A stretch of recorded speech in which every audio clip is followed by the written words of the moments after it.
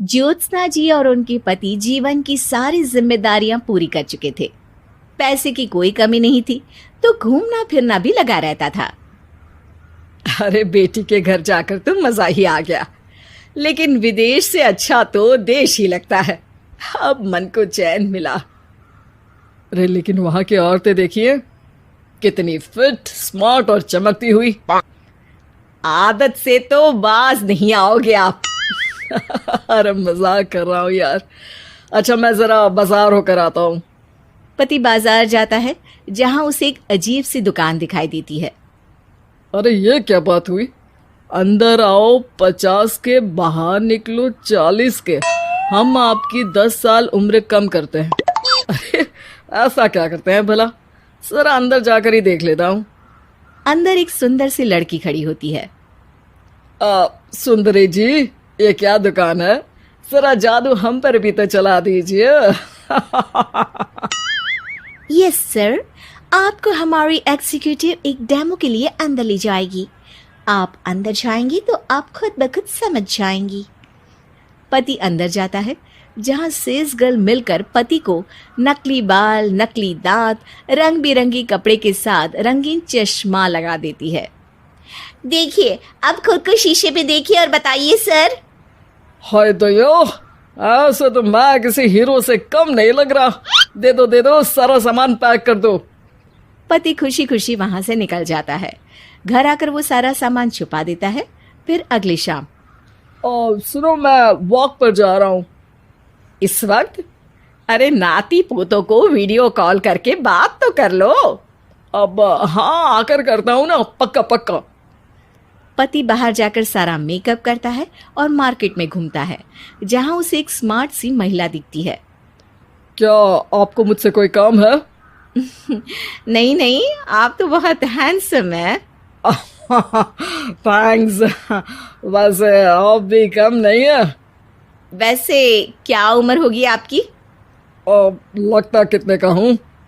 40 के तो पूरे लगते हैं। अब क्या था, 50 साल के पति को कोई 40 का बोल दी तो। वैसे तो कम का हूँ, लेकिन टेंशन के कारण थोड़ा उम्र में बड़ा देखने लगा हूँ। ओह सच्ची? आप 40 के पूरे नहीं हो? अरे छोड़िए ना, चलिए मैं आपको कॉफी पिलाता हूँ। यहाँ की कॉफी काफी शानदार होती है। दोनों में दोस्ती हो जाती है और फिर चल पड़ता है सिलसिला रोज रोज के घूमने फिरने और मजे करने का। अब सारा दिन पतिदेव फोन पर। अरे नाश्ता तो कर लीजिए, क्या सारा दिन फोन पर लगे रहते हैं? अरे यार, जरूरी काम कर रहा हूं मैं। रिटायर हो, पेंशन मिलती है, कोई काम नहीं है, फिर कौन सा जरूरी काम आन पड़ा आजकल? अरे एक प्रोजेक्ट के सोशल नेटवर्किंग का काम है, उसी पर काम कर रहा हूँ। ठीक है, चलो अब नाश्ता कर लो, देर हो रही है। पति अपना नकली सारा सामान बिस्तर के पास छुपा कर सोता, सुबह चुपके से पहनकर बाहर जाता और घर आने पर उतार देता। एक दिन पड़ोसन कहती है, अरे ज्योत्सना बहन, तुम लोगों के घर कोई हैंडसम सा आदमी रहने आया है क्या? अरे कहाँ यार, मैं और ये दो ही तो लोग हैं घर में। हैंडसम सी शक्ल देखे तो मुझे भी जमाना हो गया है। अरे पता नहीं, वो जाता तो तुम्हारे ही घर में है, क्या पता कौन होगा। अरे तुम्हारी उम्र हो रही है ना, और भाई साहब को भी गए 5 साल हो गए, शायद इसीलिए अब सारे हैंडसम नजर आ रहे होंगे। पड़ोसन भी ज्योत्सना की बात पर मुस्कुराकर वहां से चली जाती है। एक दिन, अरे सुनो जी, बहू बेटा और पोता आ रहे हैं, कुछ दिनों के लिए वो हमारे साथ ही रहेंगे। अरे शिट यार, ये क्या है? बेटे ने तो कर ली शादी, अब क्या करने आ रहा है यहाँ पर? अरे कैसे बात कर रहे हो जी, इस उम्र में तो माता पिता तरसते हैं कि बच्चे आकर साथ रहे, लेकिन आप है कि। अरे ठीक है ना, लेकिन अब देखो सभी व्यस्त हैं अपनी जिंदगी में, ये लोग आएंगे रहेंगे, कितनी डिस्टर्ब हो जाएगी लाइफ। कैसी बात कर रहे हो? अरे जैसे बहुत हैपनिंग है ना तुम्हारी लाइफ, तो जो बच्चों के आने से डिस्टर्ब हो जाएगी। अरे दिन काटने मुश्किल होते हैं, बच्चे आ जाएंगे तो थोड़ा दिन रात पता तो चलेगा। ओफो, ठीक है, लेकिन बोल देना कि ना कोई मेरे कमरे में आए, ना मेरी लाइफ पे दखल दे कि मैं कहाँ जा रहा हूँ, क्या कर रहा हूँ, समझी? खैर, वो दिन भी आ जाता है जब बहू, बेटा और पोता उन लोगों के घर आते हैं। एक दिन, माँ जी, आज मेड नहीं आई है तो मैं आप लोगों के कमरे में झाड़ू लगा देती हूँ। अरे नहीं बहू, वो तेरे पापा को ना पसंद नहीं है कि कोई उनके कमरे में जाए।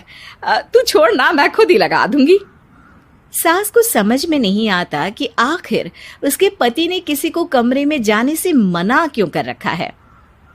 खैर, वो साफ सफाई करके बाहर निकल आती है, लेकिन कहते हैं ना, बच्चा तो अबोध होता है, उसे किसी बात का क्या पता। वो खेलते खेलते दादा के बिस्तर तक पहुंच जाता है और बाहर ले आता है दादा का वो सारा सामान जो वो लगाकर घूमते थे। ज्योत्सना की नजर उस सामान पर पड़ती है। वो बच्चे से पकड़कर कमरे में लाती है और पैकेट खोलकर देखती है। हाय रे दैया, ये क्या? लग रहा है कि आजकल ये प्रोजेक्ट नया मिला हुआ है। बेटे बहू के जाने के बाद ज्योत्सना सोचती है कि वो बात करेगी, लेकिन फिर अरे खुद से बात करूंगी तो मुकर जाएंगे। पता लगाना होगा कि माजरा क्या है। कुछ दिनों बाद, अरे यार, ये बच्चे लोगों के आने से लाइफ ना बड़ी डिस्टर्ब सी रही। मैं कुछ देर के लिए वॉक पर जा रहा हूँ, आराम से आऊँगा 2-4 घंटों के बाद, ठीक है? मैं क्या सोच रही हूँ कि मैं भी आपके साथ चलती हूँ। अरे थोड़ा रिलैक्स मैं भी तो हो जाऊँ। हाँ, पड़ोस वाली बुढ़िया के साथ नीचे पार्क में जाकर वॉक करके आ जाओ।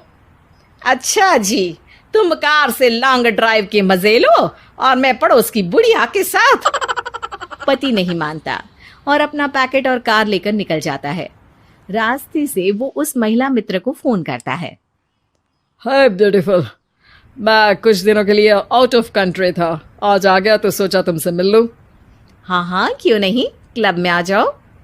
पति क्लब में पहुंचता है, सारा नकली सामान चिपका भी लेता है, लेकिन उसे पता नहीं होता कि ज्योत्सना ने सबका गोंद निकाल दिया है। ओ बेबी, मैंने आपको बहुत मिस किया। मैंने भी। लेकिन वो जैसे ही हंसता है, उसके नकली बाल गिरकर हाथ में आ जाते हैं, जिससे उसका सर गंजा दिखता है।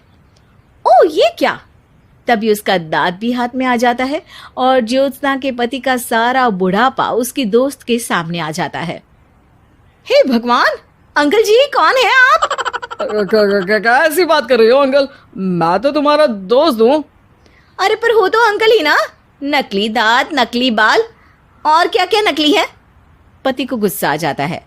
वो महिला के बाल पकड़कर खींचता है, जिसके बाद उसका बाल भी उसके हाथ में आ जाता है और महिला के सारे पके बाल सामने आ जाते हैं। ओह, तो तुम भी उसी दुकान से हो? जाओ 50 की निकलो 40 के। हाँ, बढ़िया आई मुझे अंकल कहने वाली। लेकिन ये समझ में नहीं आ रहा कि मेरे बाल और दांत बाहर कैसे आ गए। तभी वहां ज्योत्सना आ जाती है। जी, मेरी वजह से। चलिए, इन आंटी जी को नमस्ते कहिए, फिर घर चलते हैं और वहां मैं बनाऊंगी आपको 40 का।